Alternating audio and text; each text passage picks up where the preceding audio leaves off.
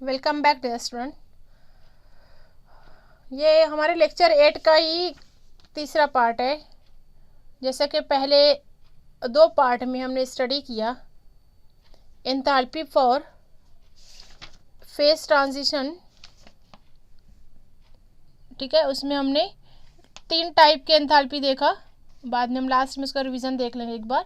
अब हम दूसरी इसकी टाइप जो देख रहे थे एंथैल्पी फॉर एटॉमिक और मॉलिक्यूलर चेंज, ठीक है। उसमें भी फर्स्ट टाइप हम देख चुके हैं एंथैल्पी ऑफ आयोनाइजेशन। सोडियम को एग्जांपल लेके हम देखे थे कि उसका किस तरह आयन बनता है, इलेक्ट्रॉन रिमूव होता है और एंथैल्पी ऑफ आयोनाइजेशन ऑब्जर्व करते हैं, ठीक है। अब हम सेकंड देखते हैं इसमें एंथैल्पी ऑफ एटोमाइजेशन, एटम में तब्दील होना, ठीक है। कोई भी चीज़ मॉलिक्यूल है, सपोज यहाँ एग्जांपल लेते हैं क्लोरीन यहाँ पर ये क्या है, 2 एटम मिलकर बनता है तो ये मॉलिक्यूल हो गया। वाटर भी मॉलिक्यूल है। तो इसको जब हम ब्रेक करते हैं यहाँ पर इसको गैस में लेना, chlorine is a gas. Gases state से जब ये एक एक एटम में एटोमाइजेशन होता है, ठीक है, इसका ब्रेकअप होता है, द डिसोसिएशन। यहाँ पर ये मॉलिक्यूल है, इसको हम डिसोसिएट कर रहे हैं, डिसोसिएशन मतलब इसको ब्रेक डाउन कर रहे हैं गैसियस सब्सटेंस और gaseous molecule to gaseous atom, इसलिए इसको कहा गया atomization. The change in enthalpy is called enthalpy of atomization, ठीक है। जब हम क्लोरीन गैस को क्लोरीन एटम में तब्दील करते हैं तो इसका जो अमाउंट आता है हम यहाँ पे लिखेंगे atom H is equal to delta H is equal to that is 242 kilo joule per mole. यहाँ पे फिर से हम ऑब्जर्व करते हैं कि हीट जो है वो एब्सॉर्ब होती है, ठीक है, हीट एब्सॉर्ब होती है। इस वक्त यहाँ पर एटम जो है वो मॉलिक्यूल डिसोसिएट होकर एटम बनाता है। इसी तरह हम दूसरे का एग्जांपल ले सकते हैं मीथेन गैस। इसको ब्रेक डाउन करेंगे हम, मीथेन के जो एटम्स है कार्बन एंड हाइड्रोजन, तो कार्बन जो है वो गैसेस फॉर्म में रिलीज होता है, इसी तरह 4 हाइड्रोजन एटम जो है वो बनेगा, डिसोसिएट होगा। तो इसको हम लिखेंगे delta atom is equal to, इसमें यहाँ पर काफ़ी ज़्यादा अमाउंट में एनर्जी एब्सॉर्ब होती है, दैट इज नियरली 1660, ठीक है। It is called enthalpy of atomisation. यहाँ पर डेफिनेशन लिखी हुई है, the enthalpy change accompanying the dissociation of 1 मोल, ठीक है। वहाँ पे पिछले उसमें हम आयोनाइजेशन देखते हैं, आयोनाइजेशन ऑफ ए एटम और सब्सटेंस। यहाँ पे देखेंगे हम dissociation of A gases substance into its atom is called enthalpy of atomisation. It is clear, simple है जैसे पिछले हमने देखा था। अब यहाँ पे हम तीसरी कैटेगरी देखते हैं, तीसरी टाइप देखते हैं enthalpy of solution. Third enthalpy of solution, इसको हम डिनोट करेंगे डेल्टा SOLNH, ठीक है। अब यहाँ पर इसको लेंगे हम, that is the enthalpy change in a process. इसको मैं लिखती हूँ, enthalpy of A solution is the enthalpy change in a process. Solvation एक प्रोसेस है जो कि हम सॉल्यूशन चैप्टर में अच्छे से देख चुके हैं कि जब कोई सॉलिड सब्सटेंस में कोई लिक्विड डालते हो या फिर किसी सॉल्ट को आप पानी में डिसॉल्व करते हो तो उसका सॉल्यूशन बनता है, उसको हम कहेंगे ए एंथैल्पी ऑफ सॉल्यूशन। उस टाइम एनर्जी रिलीज होती है, एब्सॉर्ब होती है, वो कहलाएगी एंथैल्पी ऑफ सॉल्यूशन। तो is the enthalpy change in a process when 1 mole of substance when 1 mole of a substance it dissolve in a specific amount of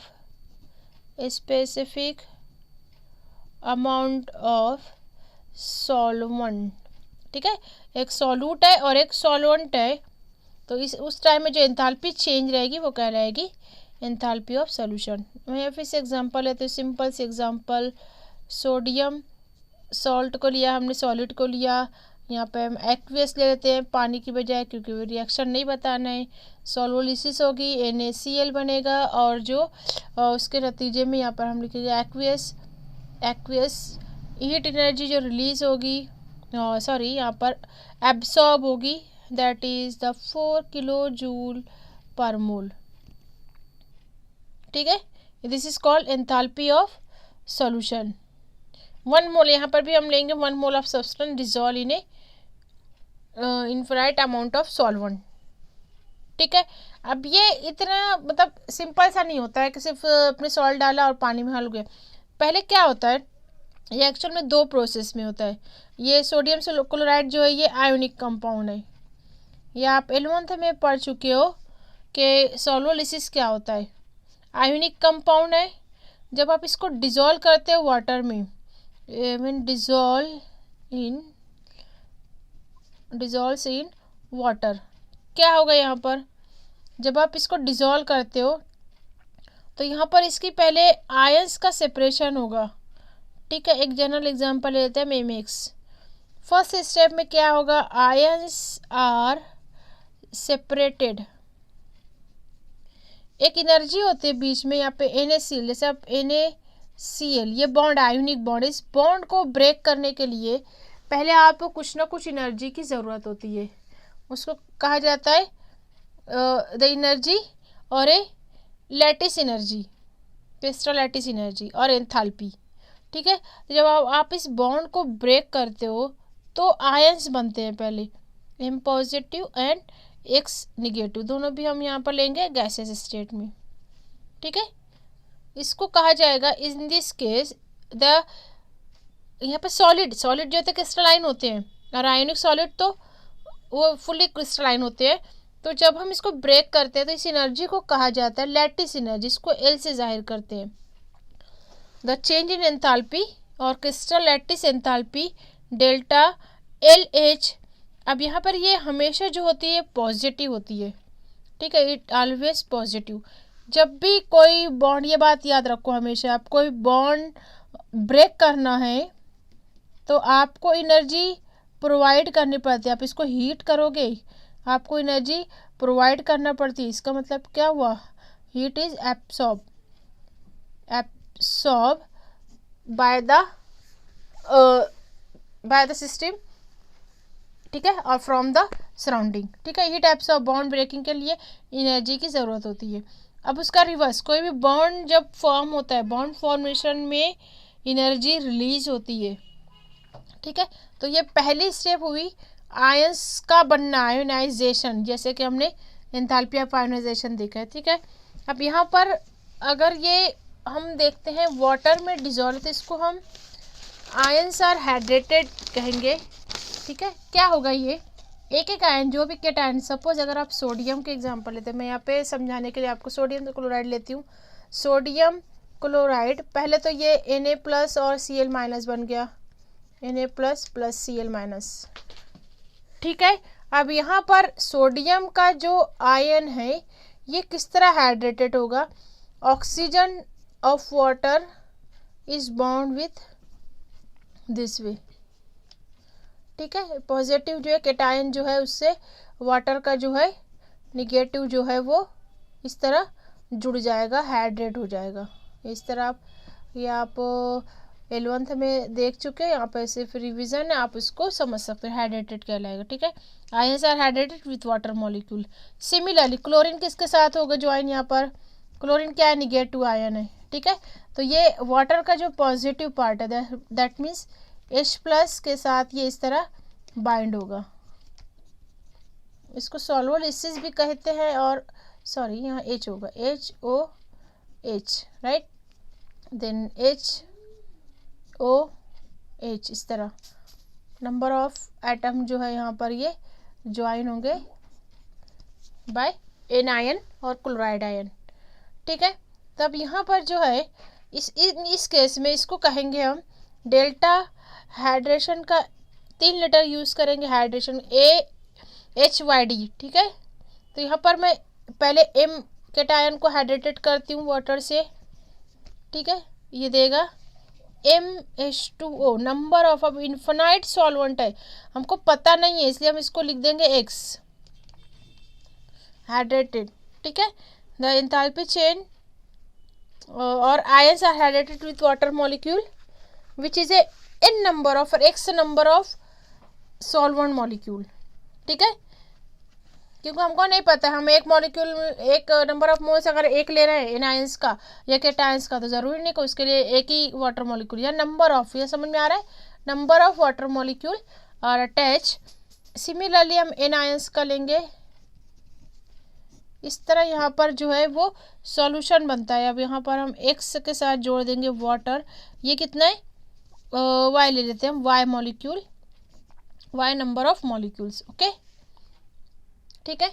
अब जब इसकी एंथैल्पी हम ऑब्जर्व करते हैं, अगर in case of water as a solvent and sodium chloride as a solute, तो delta H पहले हम लैटिस एनर्जी लेंगे फॉर NaCl, यहाँ एग्जांपल ले लेते हैं, for NaCl delta H for lattice enthalpy plus 790 kilo joule per mole, ठीक है।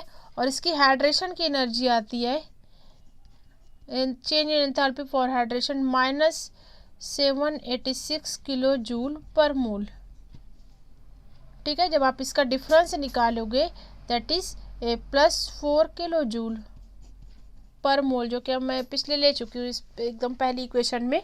द हाइड्रेशन एनर्जी और solvation delta SOLNH is equal two plus 4 kilo joule per mole, this is a enthalpy of solution, ठीक है। तो यहाँ पर ये point clear complete होता है। अगला थर्मोकेमिस्ट्री का है, वो लेक्चर नंबर 9 में हम स्टार्ट करेंगे। अभी थोड़ा सा 8 का हम यहाँ पर एक सुपरफिशियली एक समराइज कर लेते हैं कि हमने क्या क्या देखा इस लेक्चर में। 3 पार्ट में मैंने इसको बताया है। तो एंथैल्पीज ऑफ फिजिकल ट्रांसफॉर्मेशन, जैसा कि इसको मैंने कहा कि सॉलिड का लिक्विड में या लिक्विड का गैस में या गैस का लिक्विड में या लिक्विड का सॉलिड में तब्दील होना फिजिकल ट्रांसफॉर्मेशन कहलाता है, ठीक है। अब उसकी एंथैल्पी मालूम करना मतलब total heat content of system हम फाइंड आउट करते हैं। इसके लिए हमने पहली टाइप देखी कि फेज ट्रांजिशन, फेज में सिर्फ जो स्टेट बदलती है, ये याद रखो, फेज मतलब स्टेट। तो पहला हमने देखा एंथैल्पी ऑफ फ्यूज़न, ठीक है। एंथैल्पी ऑफ फ्यूज़न में हमने देखा कि कोई भी सब्सटेंस जो है वो मेल्ट हो रहा है, कोई भी सॉलिड जो है वो अगर मेल्ट होता है तो उसको हम कहते हैं एंथैल्पी ऑफ फ्यूज़न, ठीक है। इसमें हमने एग्जांपल से आप ज़्यादा इसको याद रखो तो अच्छा है। आइस के एग्जांपल लो, आइस जो है सॉलिड है, आइस से इसका हमने वाटर मॉलिक्यूल बनाया, वाटर लिक्विड बनाया। यहाँ पर हीट एनर्जी जो है वो एब्सॉर्ब होती है फ्रॉम द सराउंडिंग, तो ये पॉजिटिव वैल्यू आती है। अब वेपराइजेशन में हमने कन्वर्जन देखा from liquid to gases state, liquid to gas. इसमें हमने फिर से वाटर की एग्जांपल ली, लिक्विड से हमने गैस में चेंज किया, उस वक्त वेपराइजेशन में ये भी हीट एब्सॉर्ब होती है, डेल्टा VAPH, इससे हम चेंज इन एंथैल्पी मालूम करते हैं, ठीक है। इसी तरह sublimation, sublimation is the process conversion of solid to directly gas state. उसको 2 स्टेप में भी ले सकते हैं, बीट में हम पहले लिक्विड में चेंज करके इसको फिर वापस से गैसेस स्टेट में चेंज कर सकते हैं। तो ये हीट ऑफ और एंथैल्पी ऑफ सब्लिमेशन कहलाता है, ठीक है। इसी तरह दूसरे फेज ट्रांसफर में हमने देखा फिजिकल ट्रांसफॉर्मेशन में एटॉमिक और मॉलिकुलर चेंज। यहाँ पर हमने नंबर ऑफ मोल फिक्स रखा, हाँ, हर एक में हमने 1 मोल लिया, 1 मोल, ठीक है। अब यहाँ पर एंथैल्पी ऑफ एटम और मॉलिकुलर चेंज में यही ना ही टेम्परेचर कांस्टेंट रखना है ना ही प्रेशर। जब हम लेते हैं इसको एंथैल्पी ऑफ आयोनाइजेशन, तो यहाँ पर हमको ये देखना है कि आयंस किस तरह बनता है, सॉलिड जो भी है या एटॉमिक फॉर्म जो भी है उसको हमको आयोनिक फॉर्म में चेंज करना है। इसमें भी हमने सोडियम के एग्जांपल ली कि सोडियम एटम से एक इलेक्ट्रॉन जब रिमूव होता है तो वो आयोनाइजेशन होता है और एनर्जी जो है वो एब्सॉर्ब होती है। ठीक है। दूसरे में हमने देखा एटोमाइजेशन में क्लोरीन की एग्जांपल ली हमने। क्लोरीन गैस को हम मॉलिक्यूलर फॉर्म से एटॉमिक फॉर्म में तब्दील करते हैं। इस वक्त जो एनर्जी जो है वो रिलीज होती है from the system to the surrounding, तो ये निगेटिव आती है, -349। हमने क्लोरीन गैस के एग्जांपल लेके सॉल्व किया था। ठीक है। इस तरह यहाँ पर एटोमाइजेशन में भी हीट एब्सॉर्ब होती है। अगली जो है एंथैल्पी ऑफ सॉल्यूशन। इसमें हमने सॉल्वोलिसिस का प्रोसेस देखा कि किस तरह सॉल्यूशन बनता है। या हम सोडियम क्लोराइड को लेकर भी देखें और एक कॉमन एग्जांपल भी, सोडियम क्लोराइड को जब हम वाटर में ऐड करते हैं तो इसका एक्वेस सॉल्यूशन बन जाता है, that is called a water solution और ए सॉल्यूशन। तो उसके सॉल्यूशन की हम दो वे से मालूम करते हैं। पहला हम उसका सिंपल आयंस का सेपरेशन करते हैं। ठीक है। आयोनिक मॉलिक्यूल है, आयन सॉल्ट है, उसको हमने पहले आयोनाइजेशन किया। उस आयंस का वाटर के साथ बॉन्डिंग देखकर हमने फाइंड आउट किया कि किस तरह वाटर हाइड्रेटेड होता है, सॉरी आयंस आर हाइड्रेटेड, ठीक है, विथ वाटर मॉलिक्यूल। ठीक है। इसमें भी हमने दो एनर्जी निकाली, first is lattice energy, second is energy of hydration और एंथैल्पी ऑफ हाइड्रेशन। ठीक है। इस तरह यहाँ पर एक वैल्यू पॉजिटिव होती है lattice energy, we provide the energy therefore positive. बाद में एनर्जी जो है वो हाइड्रेशन में रिलीज होती है, बॉन्ड फॉर्मेशन होता है कहीं पर भी तो एनर्जी जो है वो रिलीज होती है, बॉन्ड ब्रेकिंग में एनर्जी एब्सॉर्ब होती है। इस तरह यहाँ पर हम सॉल्वोलिसिस प्रोसेस देखते हैं। तो यहाँ ये पॉइंट कंप्लीट होता है। अगले चैप्टर में हम थर्मोकेमिस्ट्री की स्टडी करेंगे। What is thermochemistry? ये एक्चुअल में इस यूनिट का सेकंड पार्ट आया था थर्मोडायनेमिक के बाद ये थर्मोकेमिस्ट्री। इसमें भी कुछ हम टाइप्स ऑफ रिएक्शन देखेंगे, एक्सोथर्मिक, एंडोथर्मिक रिएक्शंस, साथ ही साथ कुछ स्टैंडर्ड एंथैल्पीज की स्टडी करेंगे हम। ठीक है। स्टैंडर्ड एंथैल्पीज के बारे में जानेंगे हम और second law of thermodynamics Gibbs free energy, इस पार्ट में हम स्टडी करेंगे। Okay, thank you. मिलते हैं हम अगले लेक्चर में।